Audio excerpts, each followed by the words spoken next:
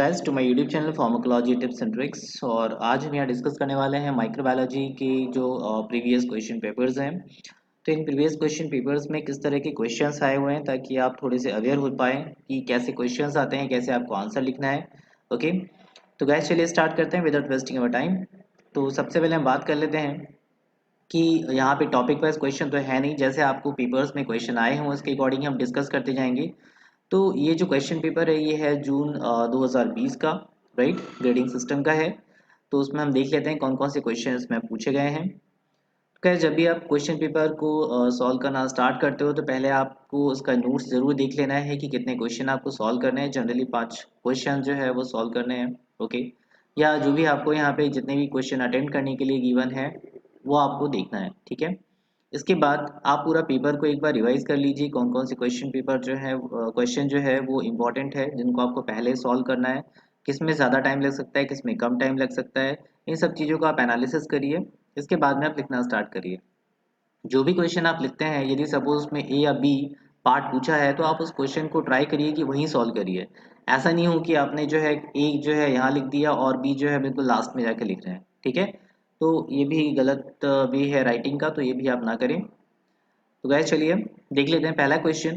First है, enumerate the various method of sterilisation, describe the sterilisation by radiation in detail, giving the suitable example, right.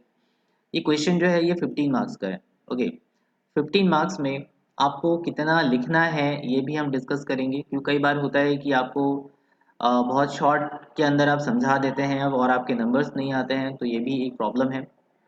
तो चलिए हम देख लेते हैं कि लिखना कैसे है। Enumerate the various method of sterilisation. अब भले यहाँ पर आपको डायरेक्टली पूछा हुआ है कि वेरियस मेथड ऑफ स्टरलाइजेशन लिखनी है, ठीक है, बट फिर भी आपको कोई भी यदि स्टार्ट करते हो आप तो सबसे पहले उसको डिफाइन करना होता है। तो यहाँ पर जैसे स्टरलाइजेशन है, स्टरलाइजेशन को पहले आप डिफाइन करिए कि व्हाट इज स्टरलाइजेशन, कौन कौन से टाइप के स्टरलाइजेशन होते हैं, स्टरलाइजेशन करता क्या है और किस तरह के ग्लासवेयर्स हैं, किस तरह की इक्विपमेंट है जिनके लिए हम स्टरलाइजेशन मेथड का यूज़ कर सकते हैं। इतनी सारी चीज़ें आपको बिल्कुल स्टार्टिंग लेवल पर ही तरफ।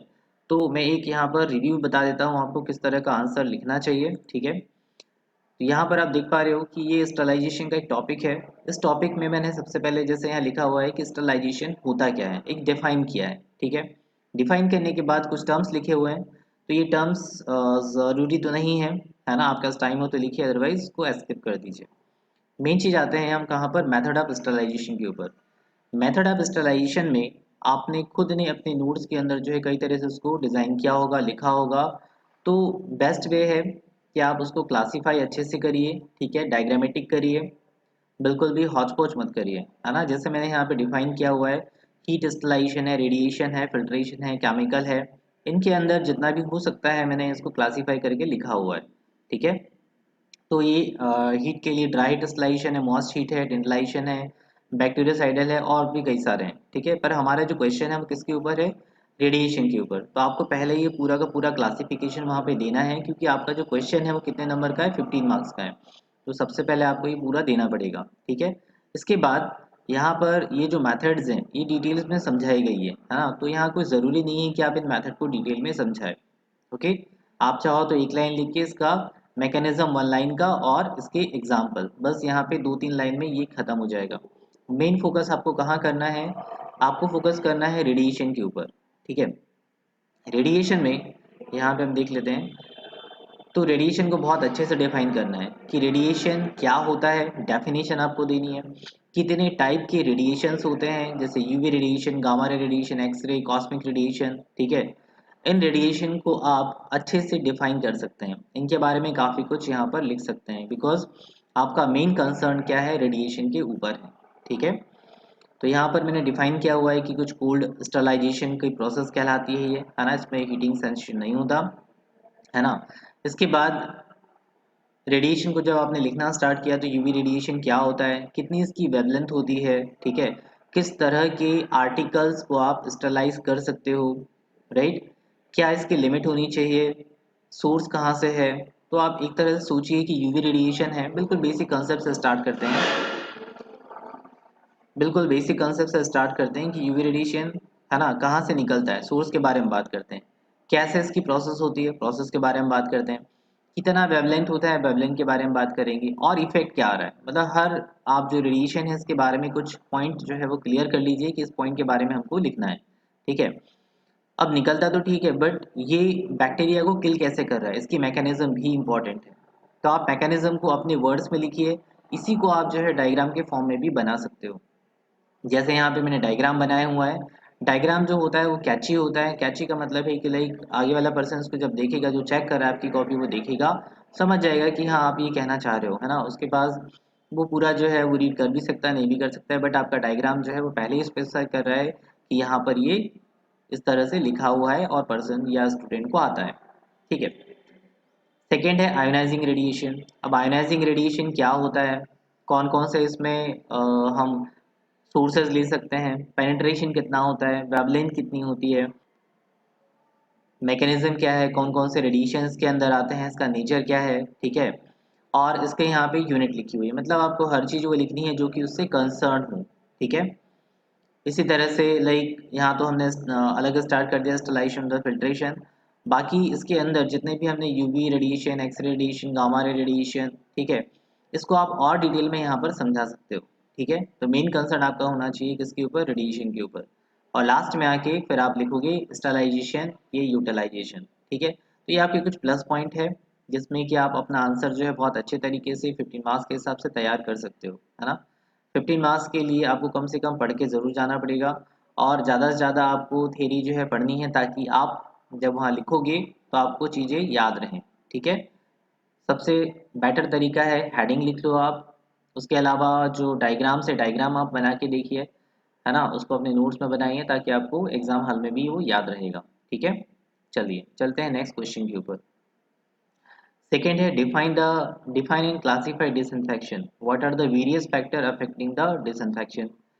अब यहाँ पर स्टलाइजेशन है और डिसइंफेक्शन है, कहीं ना कहीं दोनों ही मतलब एक दूसरे से कंसर्न रखते हैं। स्टलाइजेशन बस इतना होता है कि यहाँ पर हम कंप्लीटली रिमूव करते हैं किसी भी बैक्टीरिया। आपको डिफाइन करना है, क्लासिफाई करना है डिसइंफेक्शन को, फैक्टर्स के बारे में लिखना है। ठीक है, 15 मार्क्स के हिसाब से आपको सोचिए कि इसमें कितना आप लिख सकते हो, राइट। कहीं ना कहीं आपको पूरी डेफिनेशन भी लिखनी है, उसके बारे में आपको एक्सप्लेन भी करना है ना। मेजर फोकस आपका रहेगा कि फैक्टर अफेक्टिंग डिसइंफेक्शन। इसको लिखने के लिए सबसे पहले यहाँ पे डिसइंफेक्शन की डेफिनेशन आपको लिखनी है। ठीक है, आप इसको रेफरेंसिंग मतलब इसको जो है कंपेयर फॉर्म में भी लिख सकते हो कि डिसइंफेक्शन जो है वो किस तरह से स्टरलाइजेशन से डिफर करता है। ठीक है, तो दोनों ही तरह से इसकी डेफिनेशन को आप यहाँ पे बता सकते हो, राइट। इसके अलावा कुछ डेफिनेशन होती है कि सैनिटाइजर्स क्या होता है, एंटीसेप्टिक्स क्या होते हैं। ठीक है, तो ये आप एक सिंपल एग्जांपल के थ्रू दे सकते हो या इसका डिफाइन भी कर सकते हो, राइट। इसके बाद characteristic of an ideal disinfectant. ठीक है, अब चाहो तो उसको आप पूरा का पूरा एक्सप्लेन करो या मत करो, ठीक है, क्योंकि यहाँ कैरेक्टरिस्टिक के बारे में क्वेश्चन पेपर में नहीं दिया है, राइट। तो आप जो है इसकी जो हेडिंग्स हैं, इन हेडिंग्स को जरूर इंक्लूड करिए कि एंटी माइक्रोबियल है, सॉल्युबिलिटी है, स्टेबिलिटी जो है वो क्या है, नॉन टॉक्सिक होता है इसलिए, है ना, नॉन टॉक्सिक होना चाहिए, होमोजेनिसिटी होनी चाहिए इसके अंदर, टेम्परेचर इफेक्टिव होना चाहिए। ठीक है, तो ये यहाँ पर कुछ इसकी कहना चाहिए कैरेक्टरिस्टिक है जो इसमें होनी चाहिए, तो आप हेडिंग फॉर्म में भी लिख सकते हो, राइट। हमारा मेन कंसर्न है इसके ऊपर अब कि डिसइंफेक्टेंट जो है उनका क्लासिफिकेशन क्या है। ठीक है, डिसइंफेक्टेंट के टाइप्स क्या है, हमने टाइप्स की बात करी है कि यहाँ पे like phenol and phenolic compounds हैं, पहला है। तो यहाँ पर किसने इसको इन्वेंट किया था, इसका मोड ऑफ एक्शन क्या है, स्पेक्ट्रम, मतलब आप डिफाइन कर लीजिए कि इस पर्टिकुलर पार्ट में आप क्या क्या लिखने वाले हैं। ठीक है, एक लाइन की डेफिनेशन है, मोड ऑफ एक्शन है, और उसका स्पेक्ट्रम है कि कहाँ कहाँ पे ये वर्क करेगा, और इसके कुछ एप्लीकेशंस। ठीक है, तो हर पार्ट में आपको यही काम करना है कि उसके एप्लीकेशंस लिखने हैं। एल्कोहल आपने लिया, क्या है मैकेनिज्म, क्या है स्पेक्ट्रम, क्या है यूज क्या है ना। हर चीज में आप उसको हेडिंग वाइज इस तरह से लिख सकते हैं। इसमें एडिशनली मैंने यहाँ पे जो है डिफाइन किया हुआ है इसके डिसएडवांटेजेस भी। तो डिसइंफेक्शन ऐसा नहीं है कि बहुत ज़्यादा जो है मतलब हार्ड टॉपिक है, ये डेली रूटीन में अब जो भी हम यूज़ करते हैं उसी के बारे में है, तो आई डोंट थिंक इसमें कोई प्रॉब्लम होनी चाहिए। यहाँ पर भी सेम वही है, क्लासिफिकेशन आपको मतलब इसका मोड ऑफ एक्शन जो है वो आपको लिखना है ना, कैसे ये पर्टिकुलरली बैक्टीरिया को किल करता है, स्पेक्ट्रम लिखना है, और इसका यूज़ लिखना है, राइट।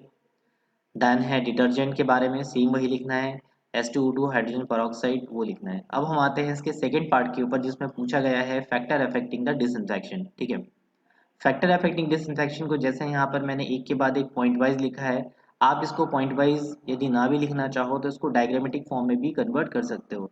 डायग्रामेटिक फॉर्म में कन्वर्ट करने के लिए आप यहाँ सेंटर में लिख लीजिए कि डिसइंफेक्शन यहाँ पे या डिसइंफेक्टेंट है, और इसको अलग अलग यहाँ पे दे दीजिए कि कौन कौन से यहाँ पर इसके फैक्टर्स अफेक्टिंग है। तो आप तरीका आपका हो सकता है, इसमें कोई इशू नहीं है, ठीक है।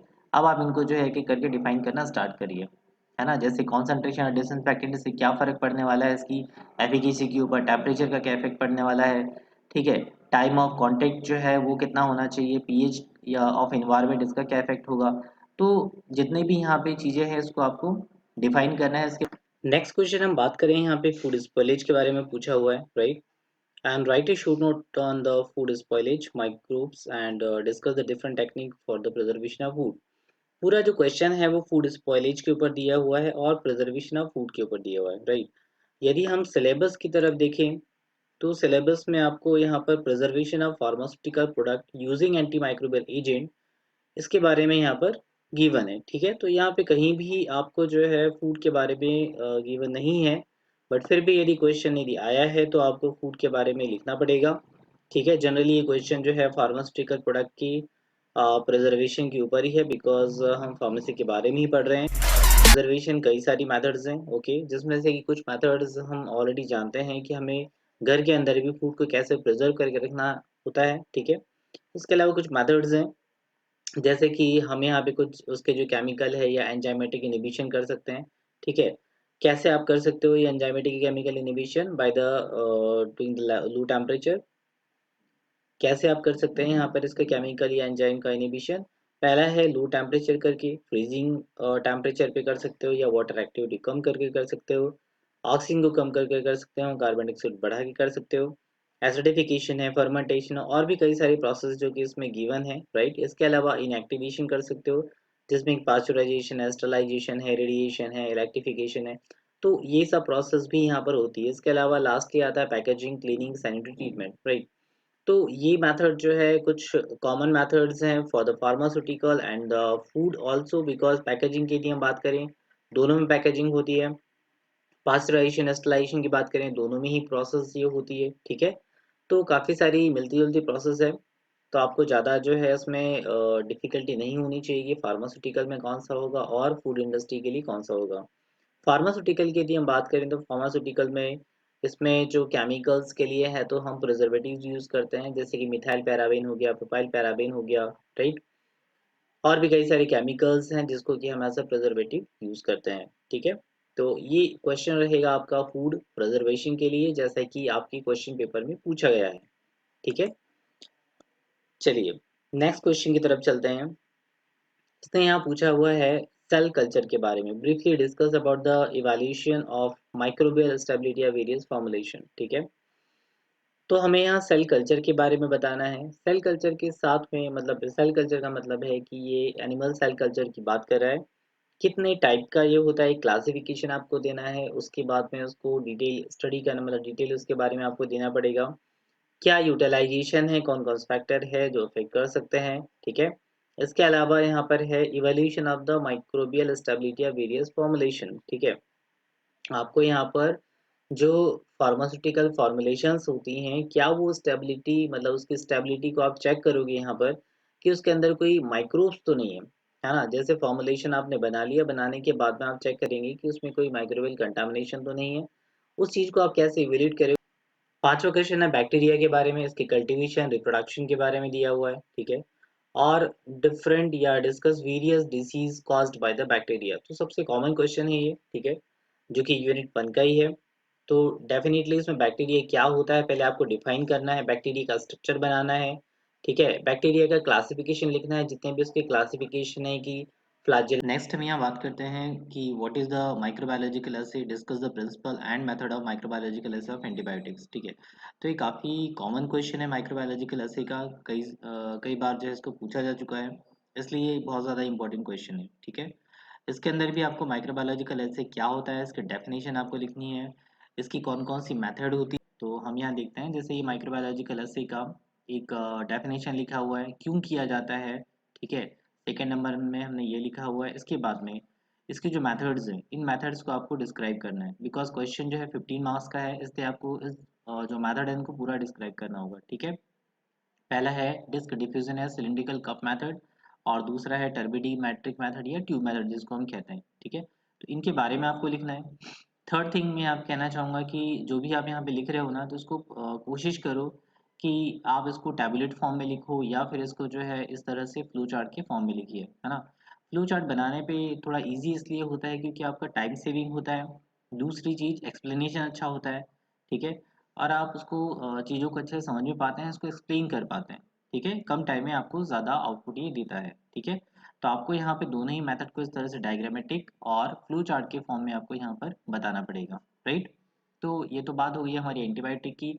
विटामिन का यदि क्वेश्चन आता है तो विटामिन के साथ भी यही सेम प्रोसेस आपको लिखनी है, डेफिनेशन लिखना है, प्रिंसिपल लिखना है और प्रोसीजर लिखनी है ना। प्रोसीजर भी आप फ्लो चार्ट के फॉर्म से आराम से। नेक्स्ट क्वेश्चन है आपका scope of different branches of microbiology और उनका मॉडर्न डेवलपमेंट में क्या यूज़ है। इसके अलावा इलेक्ट्रॉन माइक्रोस्कोप और इसकी वर्किंग के बारे में।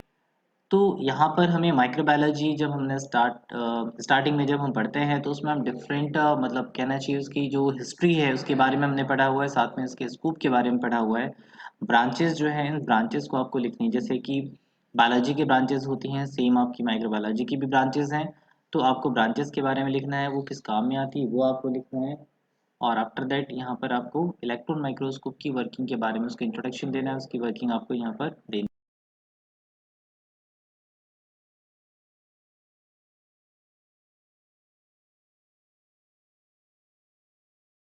चलिए बात करते हैं एट क्वेश्चन की। एट क्वेश्चन में यहाँ पर चार ऑप्शंस दिए हुए हैं। तो हर क्वेश्चन पेपर में जो है शॉर्ट नोट के ऊपर क्वेश्चन पूछा ही जाता है। तो इसमें लास्ट में इस टाइप के क्वेश्चन दिए जाते हैं जिसमें कि शॉर्ट हेडिंग्स हो या शॉर्ट में आपको लिखना हो, लाइक यहाँ हिस्ट्री ऑफ माइक्रोबायोलॉजी है, या हो सकता है किसी भी क्वेश्चंस का जो आधा पार्ट है वो आपको यहाँ पे दिया जाता हो, राइट।